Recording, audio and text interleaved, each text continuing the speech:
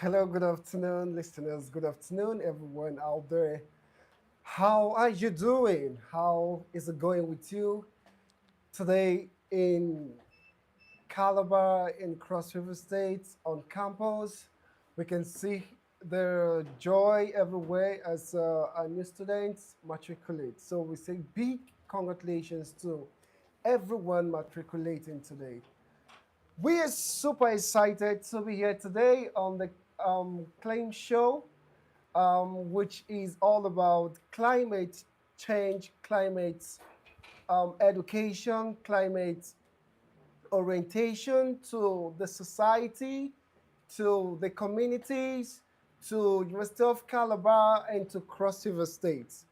Today, we have a very wonderful guest in the house who will be joining us to speak, to deliberate, to educate every one of us, our listeners. So my name is Dumbari Live Zabi, like you know, and I'm here with a wonderful guest. But first, before I introduce our guest, I want you to stay on the line. This is 103.5 FM Unical Radio, and you are welcome. At this point, you can grab your pen, grab your book, grab every material you know you can use to make this discussion a wonderful one. So, right about now, I want to introduce my guest, but I have Mr. Francis Imoke in the house. Mr. Francis, can you say hi to the people? Hi, listeners. Not my first time here. Yeah, this is Great. his first time, and I'm sure you could recognize his voice. And, you know, I have in the house the newly appointed advisor. Is the advisor? Advisor to the Precisely. municipal local government chairman on climate Change change and green economy. and green economy. Can you say hi to the people? Hello, listeners. Thank you for having me. You're welcome, Rachel. We're so happy to have you today, and I'm sure this is the first outing you'll be having as an advisor. So, welcome to the show.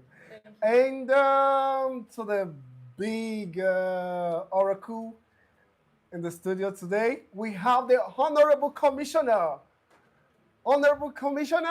of Youth and Development, Cross River State. So, can you say hi to the people? Yeah, good evening, distinguished listeners. Good evening, Unical Radio. I'm glad to be here for the first time. Awesome, awesome. Thank you very much, sir. I got to realize that this is your alma mater and you're a strong Malabite. Can you shout the Malabites? Malabites, great Malabites of Malabresis. Good to be back here. Good to be back here. The feeling is really, really late. I'm elated. You know, same environment. I've been here for several years, and so each time I get into this campus, I get these goosebumps on my skin because I had some very wonderful time and memorable experiences while studying here in this very prestigious institution. All right, thank you very much, sir. And I'm sure every young person out there could recognize that voice because this is the man representing you in the States. This is the man who, has been very energetic. My conversation with him from yesterday and how he managed to, um, leave everything that he was supposed to do to be on this show shows his concern for and how young people can be a part of what is going on in creating sustainable change in the society. Like, this is a program of the Global Shepherds Community, Calabar Hub, an initiative of the World Economic Forum. I will leave the introduction to Mr. Francis to give us a more broader, discussion or introduction about Global Shepherds and the project. Okay, listeners, for those who are new, we've Yes. been talking about this over and over again, but just to use this opportunity to emphasize, the Global Shippers Community is an initiative of the World Economic Forum, and we have been in establishment for a very long time, and we have been in establishment for a very long time, and we've been coming up with projects here and there to make sure that we are able to shape our communities. The projects we carry out there revolve around so many impact areas, and this is another wonderful opportunity for us to implement the Zero Risk Calabar project. And through this project, we've been able to bring so many improvements to light. We see hope that as we keep moving on, we are able to do as much as we have detailed in the plan that we have. Thank you very much. Okay, thank you very much, sir. I'm sure that this program has been running for about over a month. Yeah, Yes, so can you tell us the impact so far? okay. So the program has been running for at least 2 months now. Even though we received funding some time ago and we had started actions in that regard a long time ago, but we have been in operation, active operation in the city of Calabar, engaging young people in different settings, and very recently, pupils in secondary school. Our advocacy efforts is not only limited to the radio engagement we usually have, but it has extended to reach pupils in secondary schools. So far, we've been able to reach two secondary schools, one of them being government secondary school Wanse, and through that we've been able to reach about 100 students. At the first day of the implementation exercise, we're able to reach about 40 students, educating them about climate change and everything in between. And not just that, our interest is not just to excite students with the knowledge, as it were, but we also were interested and still are interested in making sure that these young people become climate action advocates. Hence the reason we were able to still revisit this school to make sure that we hear the ideas of young people and give them an environment, an opportunity to um, enable the ideas to come to play. What I mean by that exactly is, so the first day of the program, what we did was basically education, and then the second day of the program was giving back receptacles and waste bins to these schools, and holding and encouraging teachers to be models that will make sure that the students use these waste bins and these trash cans to ensure that our environments are not dirty, the environments are not dirty. Because I think over some weeks now, we've been talking about how that climate change is a medical emergency, and we saw that as something necessary to do in that regard. So we reached that school, and we also reached technical college, also a school in Calabar South, and we still hope to moving forward reach many other schools. Yeah. All right, thank you very much. The reason why I'm asking you all of these questions is so that those who are just joining the show for the first time can have a background of an understanding of what has been going on, on the Clime Show, knowing that this is not the first time that we're coming up to educate and to, try to solve the problems of climate change in Cross River States. So, sir, I would be going to you. I wonder why I can see your face very well. Yes, but years back, around 2008 or something, when Donald Duke was the governor of Cross River States, we saw a lot of policies, we saw a lot of enforcement of laws, some regulations that enabled Cross River State to be on the global map when it comes to environmental matters, when it comes to how clean a city should be, and it is. So I want to ask you, as the Commissioner of Youth, I know sometimes you might be asking, why not the Commissioner of Environment? But we realize that we want people who will take action. And you have that constituency that can enforce actions, that can ensure that things are being done, because the young people that we want them to drive the change are under you, and you can be that voice that will make some positive change in the society. So as the Commissioner for Youth, what policies or initiatives are currently in place to promote environmental sanitation and sustainability in Cross River State? Thank you very much. Let me first of all congratulate my dear sister on her very well-deserved appointment as an aide to the chairman of Calabar Municipality on climate change and green economy. Good. Congratulations, my dear sister. It's an appointment that will give you the opportunity to also join the advocacy for climate change in Cross River State. But as Commissioner for Youth Development Cross River State, I think you're not misplaced when you invite me to talk on climate change and issues that has to do with the green economy, because as my role as Commissioner for Youth Development involves trying to integrate and balance youth empowerment with environmental sustainability. It's high time we begin to see the issues that has to do with climate change as something that touches on every citizen of Cross River State. We don't need to begin to pretend that we need the climate, we need nature. Nature doesn't necessarily need us, and so we must take steps to make sure that we protect nature, we nurture nature, and make sure that we preserve nature in its natural form. And so, as Commissioner for Youth Development, there are some programs within my ministry that we use to promote climate change and environmental sustainability. And one of those programs is the Green Ambassadors Program, which is an initiative of our ministry, to drive home, the environmental consciousness, especially among the youth of Cross River State. And we engage young people as custodians of the environment, and then we promote tree planting, waste management, and climate action. And then we also encourage young people to take part in the monthly environmental sanitation. And so we have the youth sanitation cadet.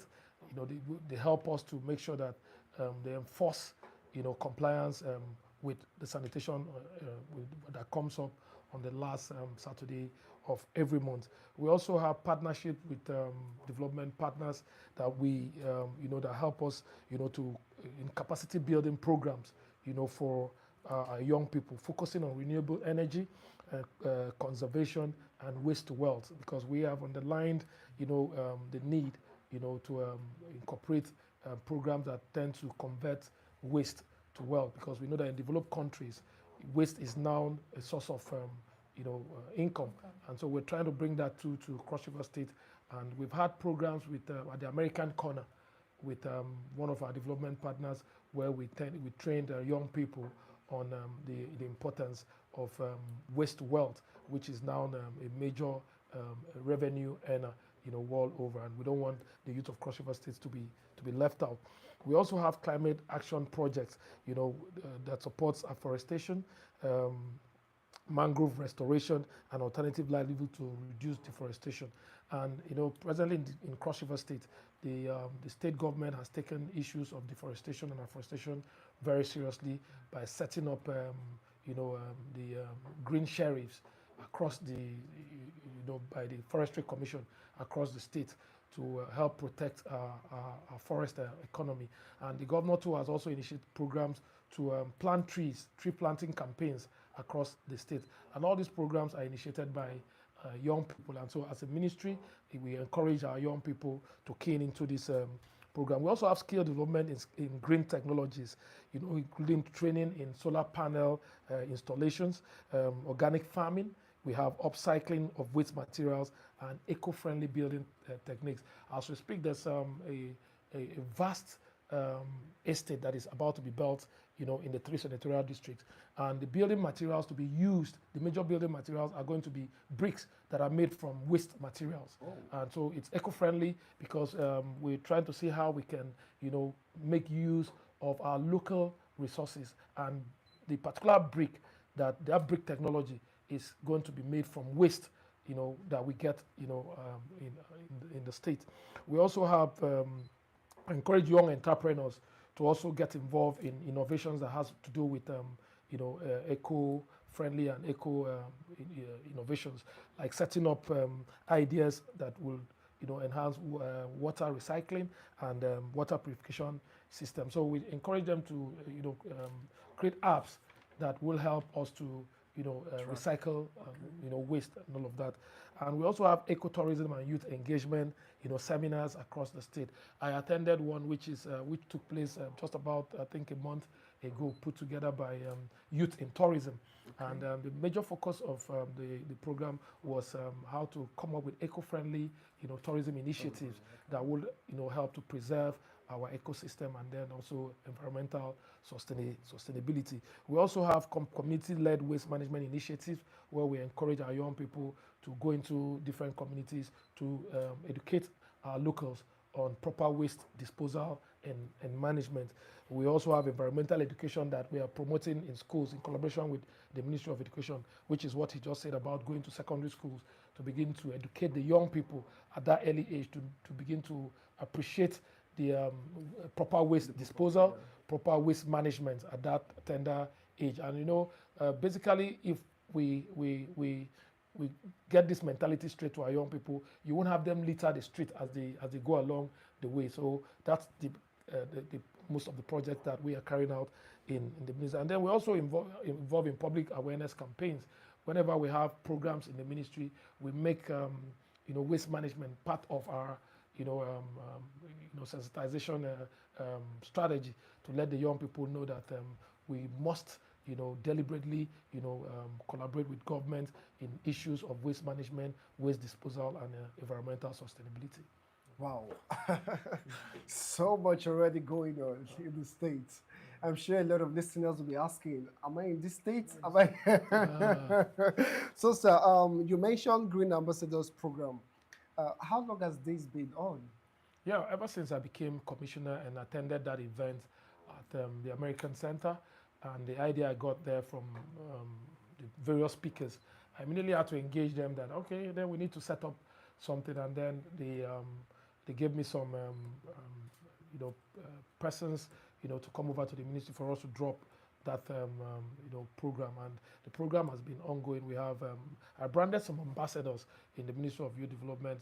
Basically, those ambassadors are young people who are doing well in their private businesses, but we also try to give them that mandate that they should also drive home these issues surrounding waste management and environmental sustainability. So while they're doing their business as in their different sphere of endeavor, they're also helping us as ambassadors to send home this message to their staffs, to where the environment they're doing businesses, that people should not dump waste in sewages. They should not trash waste carelessly and all of that. And that's what we've been doing so far. And then we also have the Youth Council of Nigeria, who we partner with also as ambassadors, to help us, with this message across the 3 senatorial districts of Cross River State. Wow, awesome. Rachel, over to you. Do you have any contribution you want to make?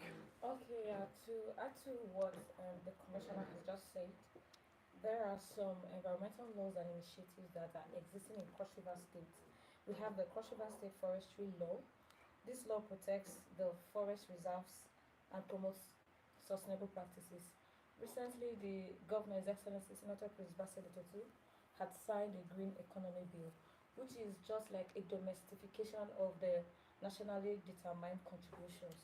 So I would say that is a very significant step towards climate advocacy, and he has gone ahead to establish a climate change unit, and also a Green Economic Commission.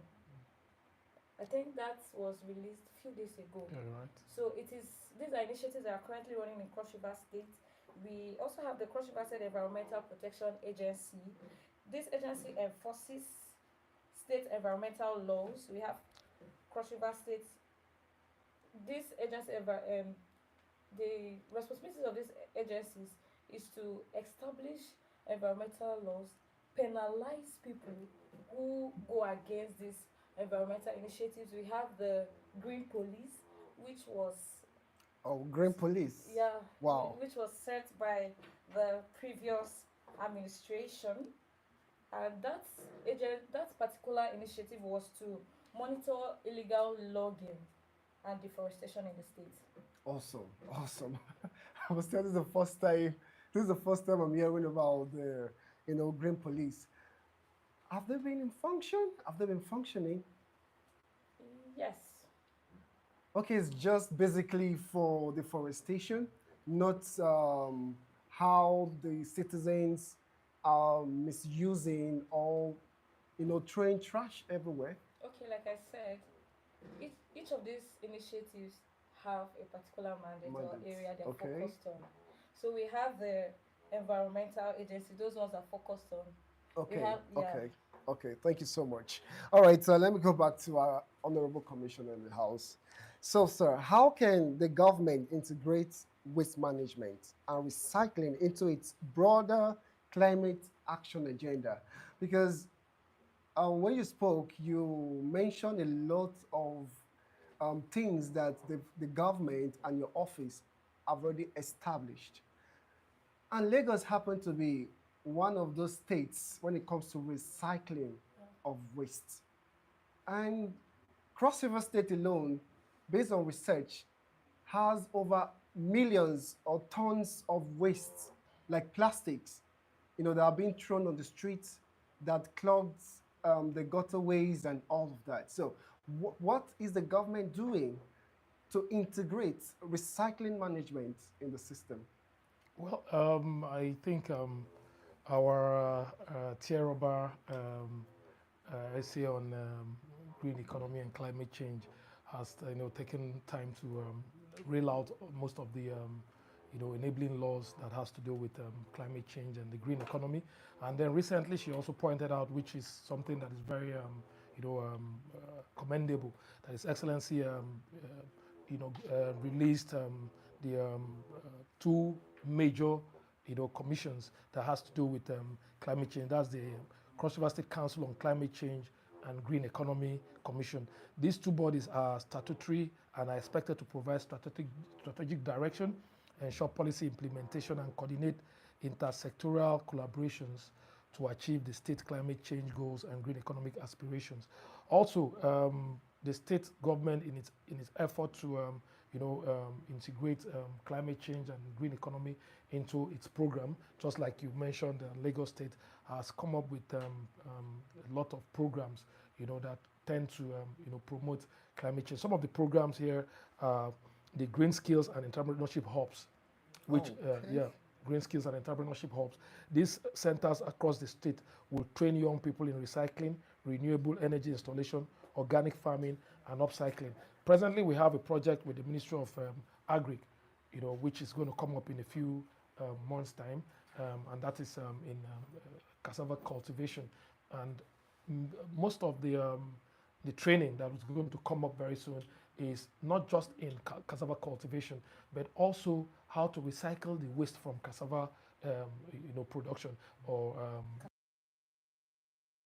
instead of the era where we have you just taking the cassava itself into making gari and all of that, even the cassava peel itself and all the stems and all of that will be recycled, to produce wealth. And so those are some of the initiatives by the government. We also have Youth Eco Innovation Funds, which the government has created, to create grants to support youth-led projects in addressing waste management, pollution control, and climate resilience. These are some of the programs. We also have the Cross River State Integrated Waste Management System, which is to develop a network of recycling facilities, composting centers, and waste-to-energy plants in urban, and this is going to be carried out by CUDA and waste management agencies. And why the Ministry of Youth is always involved is because there's a youth component in all of this, because those who are going to drive these programs are young people, and that is why we get informed, we get to know what the government is doing in this thing. We also have, like I already mentioned, environmental education in schools, which is to get our young people to begin to appreciate issues of environmental sustainability quite early. Then the Clean Cross River campaign is also ongoing. This is to mobilize youth, communities, and civil society, for statewide cleanup drives and public awareness campaign. And then there's also the issue of how to tackle plastic waste in Cross River State, and the government has also created a commission to tackle plastic waste and promote sustainability. And in this regard, there's a ban on single-use plastics. Oh wow! Yeah, to implement a phased ban on items like plastic bags and straws, and also replacing them with eco-friendly alternatives. Because if you take a drive to the dump site along Lemna, you realize that very soon that will become an environmental menace and the hazard to cross rivers, especially those living around there. And so the government is trying to reduce the quantity of waste that is being taken to that side. And so the government is also creating some restrictions on the use of plastics, and also they're also going to set up plastic collection centers, so that people do not just dump plastics in the regular waste. Plastic collection centers where those plastics will be recycled, to produce other products. And then we also promote plastic recycling businesses. And we're going to train young people, to go into plastic recycling businesses. Wow. And the state government is also ready to provide support in terms of funding. And logistics and other incentives to make sure that the young people that will go into these plastic recycling businesses will have an opportunity to go into it big time. Just like you just mentioned, Lagos State. And I think we also have, the state government also has partnership with private sectors, like beverage companies and manufacturers, to implement the extended producer responsibility program for plastics too. Because most of the companies, beverage companies who produce liquids that go with plastic, the state government is, so that they also would be part of the effort of the government, to make sure that the plastic waste is controlled within the state. And I think also we have awareness campaigns to communities and the traditional institutions, schools, and the general public on waste management. And that is why the monthly environmental sanitation in Cross River State is one of the most effective programs by the government to tackle this environmental sustainability. And you know that on the last Saturday of every month, between the hours of 7 to 10 a.m., the whole town is shut down to make sure that Cross Riverians, take part in the sanitation exercise to clean up, the entire state of waste. So those are some of the programs the government, has put in place to make sure that, Cross River State is also free from, the waste hazard and the menace of, how to recycle waste and all of that. And so with all of these programs, it is believed that in the coming years, Cross River State will get to the same level of Lagos and even have the possibility of surpassing Lagos in terms of waste management and disposal. Interesting.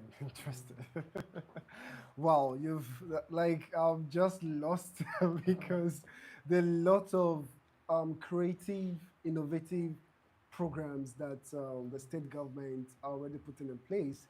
But I could tell you that a lot of young people out there are not aware of these policies. A lot of people do not know that these things exist.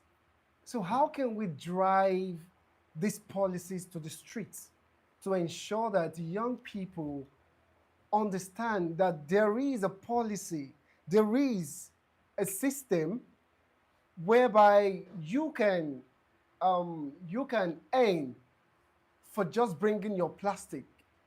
How can the people be aware that, the waste you are using anyhow, the plastics you're dumping anyhow, if you now keep it well and bring it to a particular area, we will give you money, you will get resources, you will get reward on each of these things you're doing? How can we ensure that these things get to the grassroots?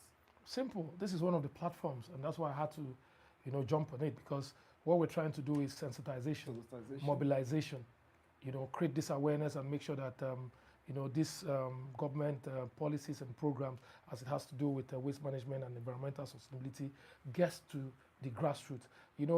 One thing about government policies is always the inability to drive it down to the grassroots. Yes. And so most government policies are seen to be elitist. They just end here in the urban, in the metropolis. But for this particular government program in terms of waste management and environmental sustainability, as it has to do with the green economy and climate change, the message is down to the grassroots. And so with not holding back on any of the information channels available to us. And so we're on radio, we're on social media, we are on every street in Cross River State. And if you go around the state now, billboards are coming up, billboards that tend to send this message loud and clear.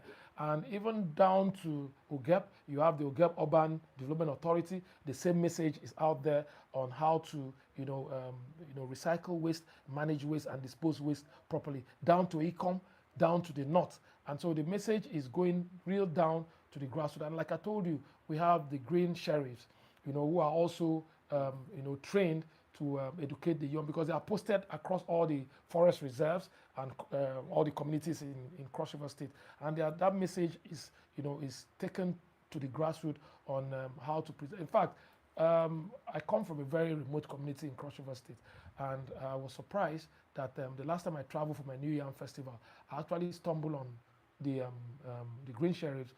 They have they mounted a roadblock right at the interior. And when I saw the roadblock, I stopped to find out, who are you guys? And they're like, we're Green Sheriffs. We're posted here to check the movement of wood, waste, and all of that. And I was impressed. I was really, really impressed. So it goes to show that the government's effort at tackling this menace is actually paying off, because a lot of effort has gone into sensitization, mobilization, and it's paying off. Because if you go around Cross River State now, you can agree with me that the clean and green is returning back to Cross River State. The refuse dumps is disappearing, and then we're getting our rankings back as the cleanest state in Nigeria.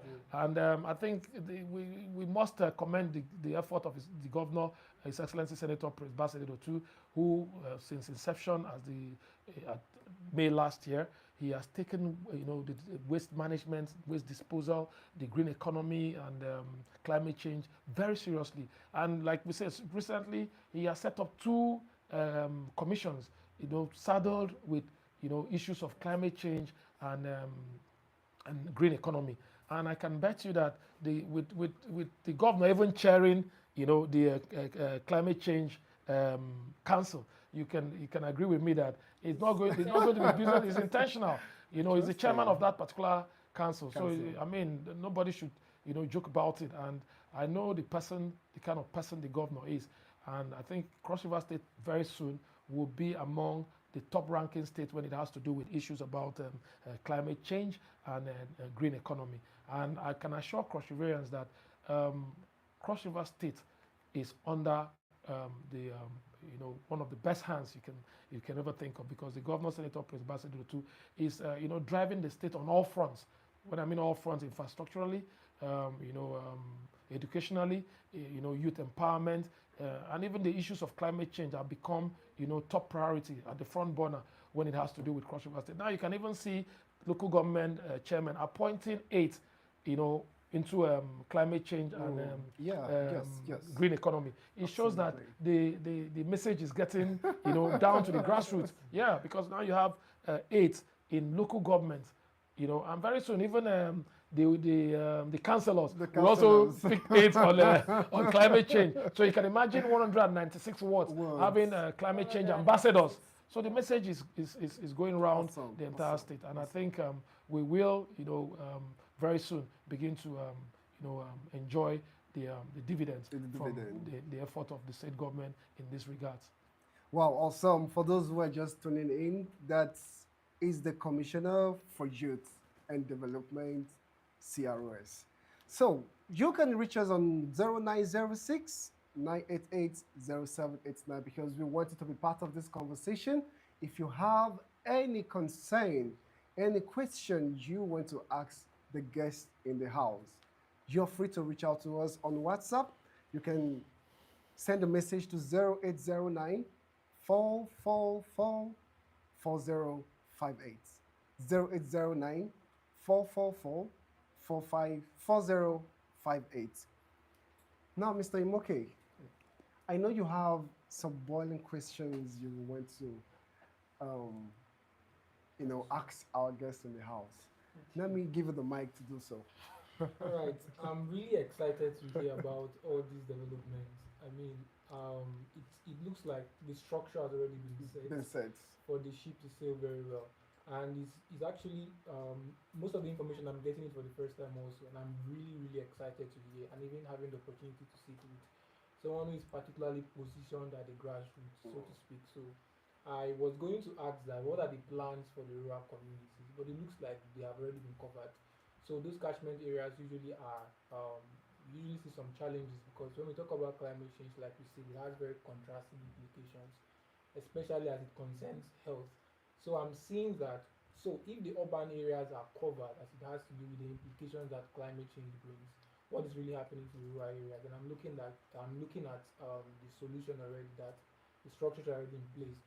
But I just hope that we have policies, but then it's another thing to make sure that Implement these them. people who are set at the gate implement them. So I'm just really hoping that all these gatekeepers, all these structures set will make sure that we have the results we are looking forward to. But if I want to ask a question, it has to do with the extended producer responsibility, which is a very key policy as it has to do with this. And I see that from research that it's particularly aimed at holding producers, manufacturers accountable. So in Calabar particularly, just like the commissioner highlighted, we for Lemna that happens to be the sole dump site, 40% of the waste that is gotten from there is mainly plastics. And then we have hotels, we have clinics, we have many establishments in place.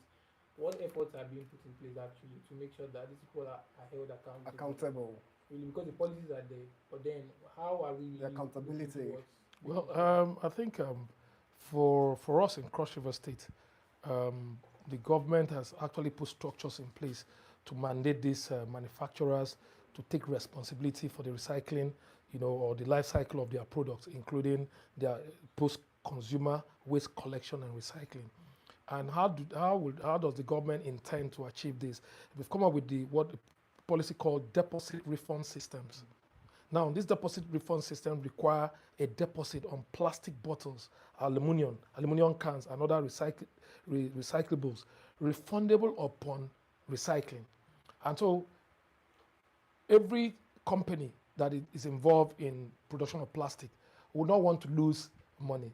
And so, since the government now has this deposit refund system, where you deposit, if you're producing, say for example, your plant has the capacity to produce 1,000 plastic bottles, and the government is charging you, say 1,000 per plastic bottle. Now you have 1,000 at times 1,000 plastic bottles. So you know how much that is, and so you lose that money if you don't have a recycling policy. But if you can recycle the plastic, the money is refunded back to you. So that's one of the ways the government is using to hold these companies, And then there are also fines. Yeah, there are also fines for not handling your waste properly. I don't want to mention because we are on air, so I don't violate, policies that has to do with. So I can't call out the particular fast food company that was recently slammed with a fine. Yeah, because of the mismanagement of their waste.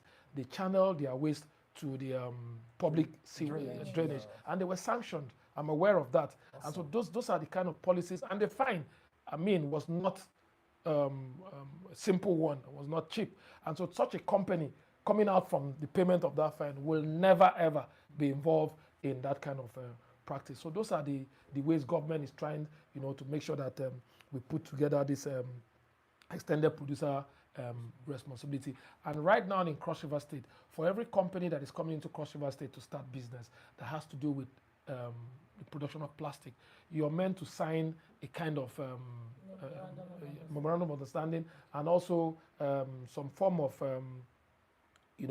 agreement that you will your production will not affect our waste disposal balance in Cross River State.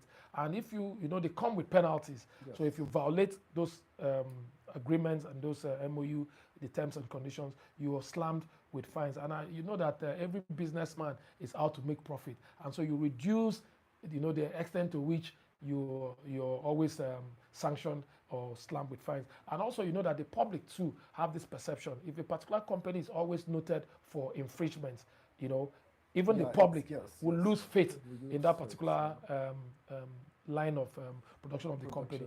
And so every company, especially the water manufacturing companies, now you find out that as they supply the products to you, they tell you to pack them so that they can come back when they are supplying you water the next time. They can pick. And that shows that they are already aware of the effect of not complying with the regulations as set up by the state government. So I think we're having a regime where plastic waste will no more be a thing of worry to citizens and the state government, as it has to do with waste disposal and environmental sustainability. Wow, that was super great. Thank you so much, Commissioner, for finding time to be here. The SA, or the advisor on climate action and green economy. And I think she shouldn't just advise Calabar municipality alone. Exactly. Opposition should also embrace other local governments, because she's not a policy maker, and I think we will leverage on that expertise from her, even in other local government. And as I leave here, I think I will also tell my chairman of council to make sure that we replicate this as a local government. Yes, and probably almost all the local governments. Yeah, Calabar municipality has started it, and I think the chairman needs to be commended for having that foresight, to create a particular office for green economy and climate change. Yeah. Awesome. That's the essence of this show, to see how we can, envision possibilities and see how change can be driven by young people. So now, because of this show, other local government areas in Cross River State will now have aids on climate matters. Do you understand? So, Rachel, how do you see the role of youth in driving environmental sustainability and climate action in Cross River State? Okay, before I attempt that question, I would like to add to what the Commissioner just said. The governor is very intentional about climate action. There is a committee for renewable energy and electricity policy in Cross River State. Wow. And this committee is saddled with the responsibility of ensuring that, where possible, there are provisions for renewable energy across the 18 local government areas in Cross River State. Right now, if you go to some primary health centers, they have solar panels. They have solar refrigerators to refrigerate and save vaccines. These are commendable strides that the governor has made. There is a committee to tackle illegal mining. And we all know that illegal mining is a global menace. It's one problem that is causing a lot of environmental hazards. And just a week ago, some group of illegal miners were arrested. So he's very intentional about it, and we cannot take away food security when we're talking about climate change, because climate change inadvertently affects food security. And the governor is intentional about food security in such a way that he put up a committee that has conducted a soil test in the 18 local government areas of Cross River State. As we speak, we have a data bank of the soil fertility of Cross River State. Wow. He has empowered the Ministry of Crop and Irrigation.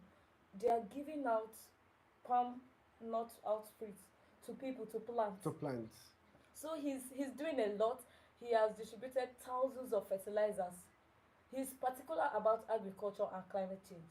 And I really see this, that he's a visionary man, and like the commissioner has said, it would be a good thing if every local government can see how to domesticate these policies, these actions. And I'm glad that Calabar Municipal, being the state capital, has taken the lead. Yeah. So to attempt your question, of course, youth can get involved in climate advocacy. We have the numbers. Youth and women. We have the largest number when it comes to population. We have the numbers, and we have the strength to do all of this. Youth can come in when it comes to awareness, social media campaigns. Youth can come in when it comes to community engagement and community initiatives. We can go back to the grassroots. like what I am doing at the Cross River State Women for Climate Action Bootcamp. We have women from the 80 local government areas of Cross River State that are being trained. This week is the last week, the fifth week of the bootcamp. That have been trained, given the knowledge. We drew facilitators from other states in Nigeria and even outside Outside of Nigeria Nigeria. to train them, and they are saddled with the responsibility to take back this message to the grassroots. So the youth can do a lot when it comes to grassroots mobilization and community initiatives. Thankfully, youth are they are organizing cleanup drives, beach cleanups, a lot of things. And I really want to encourage every youth in Cross River State out there to venture into green business. We should stop seeing it as a dirty As a business. better business, right? There is money in circular economy. I can say this for sure because I've been opportune to sit with critical stakeholders and people who are in this sector in other states in Nigeria, and I can tell you that there is money in circular economy. So I'm encouraging the youth out there.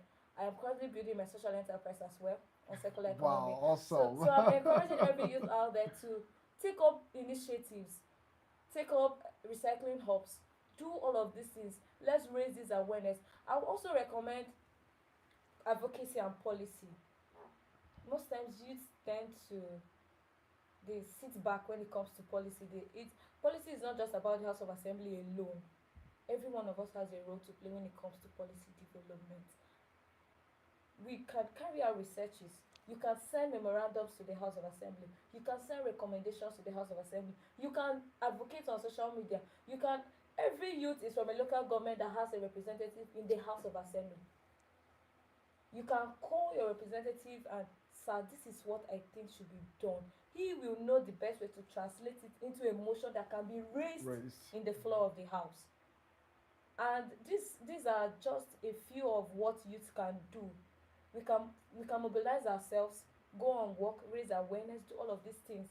Research is also important. Research is also important. Like what we are doing in the Cross River Segment for Climate Action Bootcamp, every group is expected to carry out a climate-related research, because from this research we are going to be able to have data that will guide policy making, and policy making further guides decision making, which affects the lives of every one of us. So it's high time every youth gets involved. Awesome, awesome. It's time that every youth gets involved. And you just have to start searching for the initiative you can use to contribute to the ecosystem, because the chain is broad and you can hold a part of that chain as a key stakeholder in providing sustainability to the policies that have been made by the governor of Cross River State.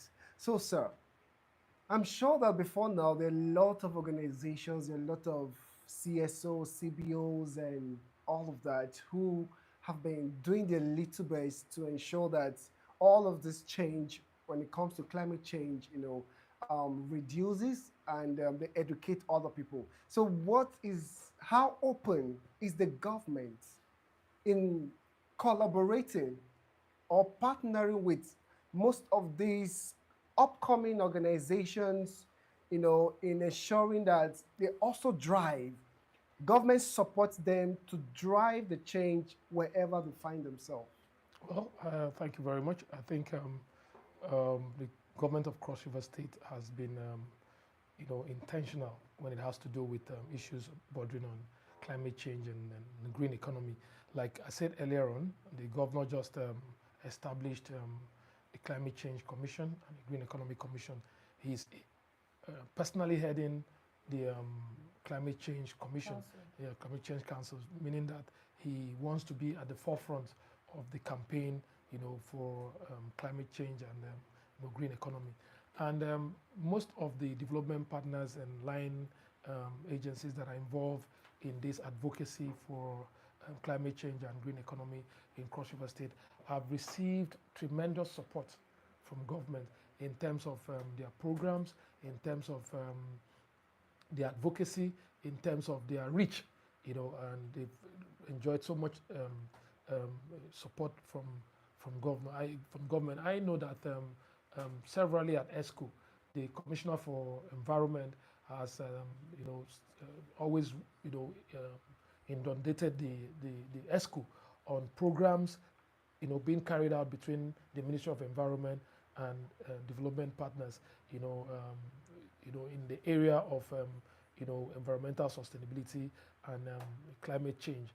And going forward with the establishment of this Climate Change Council and the Green Economic Commission, there will be the efforts of government will now be channeled, through these commissions, and almost all the development partners that are involved in the fight for climate change and environmental sustainability will be incorporated into the policy formulation as the two commissions, get to work. And also, there's also in the composition, the large composition of this commission, there's also the provision to involve most of these development partners that are involved in climate change and green economy. Like I know very well that the secretary of the Green Economic Commission is a very it's an authority when it has to. That's Chief Edwin Usam. Yeah. It's an authority when it has to do with issues bordering on climate change and green economy. And so it shows how concerted His Excellency the Governor of Cross River State is when it has to do with. And I think with the setting up of these two commissions, there will be a kind of synchronization, synergy, and channeling of all government's energy and effort through these commissions towards building on the already the successes already recorded so far by the government in terms of climate change and green economy. And for us as Ministry of Youth Development, I made a passionate appeal to the governor to also incorporate the Ministry of Youth Development in most of these programs that has to do with formally. And the governor graciously made that approval, because I just sponsored a group of 20 young people for a training program in Abuja with the Federal Ministry of Steel and mine steels and all of that, in solar training in solar panels and CNG, CNG technology. And these young people are back in Cross River State and are eager, to Put to work. put to work the knowledge they got from. And when I, informed His Excellency, he was gracious enough to approve that these young people will be incorporated into whatever they're going to do with the Green Economic Commission and the Climate Change Commission. And I believe solely that by the time these two commissions swing into actions, begin to formulate policies, programs, and get out there to start, partnerships and collaborations with these development partners, we will have a regime where there will be synergy, collaboration and partnership between government and all the development partners that are involved in climate change and green economy in Cross River State. Wow, awesome. Oh, I don't even know what to say again, because from the beginning of the conversation, I was taken off balance by by the policies, by the many innovations and creativities that has been put in place to ensure that Cross River State go back to the map of being that state that everybody recognized to be a state that you can come, relax, Clean have and fun, Clean clean and green at all point in time. So at this point, I want to say thank you so much, Commissioner, for finding time to be here, and our wonderful advisor. Thank you so much for coming on the Clime Show, and we're looking forward to the wonderful things that we're going to do together. Global Shippers community, we are very passionate about this climate action, and we've been doing about 30 days of advocacy on climate change and bringing some kind of education, the things you need to know, how you can protect the environment. So I'm just putting to you that after this show, we're coming, to see you and other ministries involved to see how we can also partner, because as a global organization, we receive a lot of other opportunities out there that we can use to support our own states. So thank you so much. And I would like you to just give an advice to every young person out there. What action can the action they will need to take henceforth to protect Cross River State and to support the work that the governor, your ministry, and other partners are already doing? Thank you very much. Let me first of all address the issue of the collaboration with your platform that is already doing wonderfully well when it has to do with issues concerning climate change and the green economy and environmental sustainability. I want to also, assure you that the Ministry of Youth Development will open its doors and arms to, collaborate and partner with you to make sure that we get this message to all the nooks and crannies of Cross River State. For us as the Ministry of Youth Development, our strength is in our numbers. Our strength is in the energy of the young people. Our strength is in the creativity of the young people and the ability of young people to adapt to new innovations, new ideas, yes. and new policies. And we will not, at any point in time, allow Cross River State, young people to lag behind when it has to do with issues that are of global importance and relevance, because yes. we wish that the youth of Cross River State become global citizens, and so we must make sure that we always key them into policies and programs that are globally recognized, globally practiced, so that we domesticate it right here in Cross River State and make our young people so to also be 21st century compliant. And that's exactly what the ministry is trying to do. And then the message to the young people is simple. Let's drive this advocacy together. Let's also assist government in their push to make sure that our environment is safe, by adopting eco-friendly activities and getting involved in eco-friendly businesses and endeavors. Yeah, because we want to sell this mentality to the young people of Cross River State that there is wealth in waste. And we're driving this message down to the grassroots.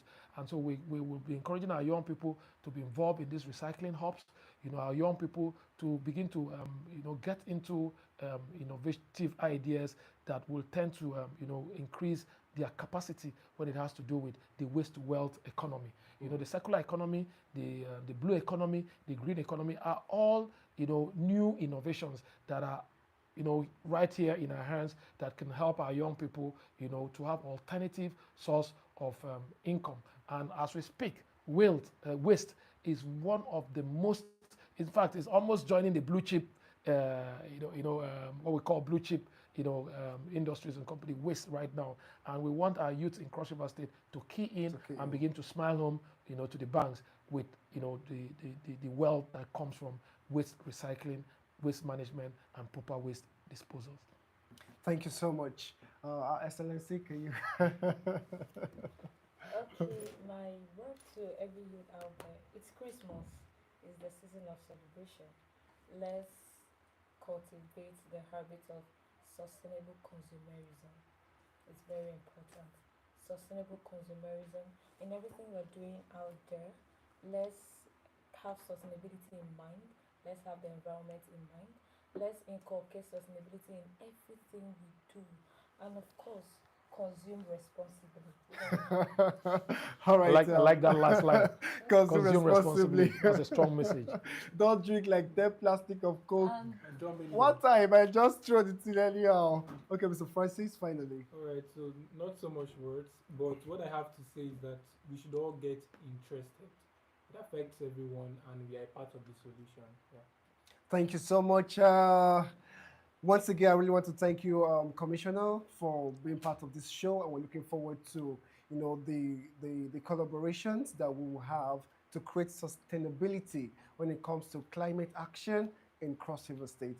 Thank you once again, our listeners, and we're looking forward to have you next week, same time.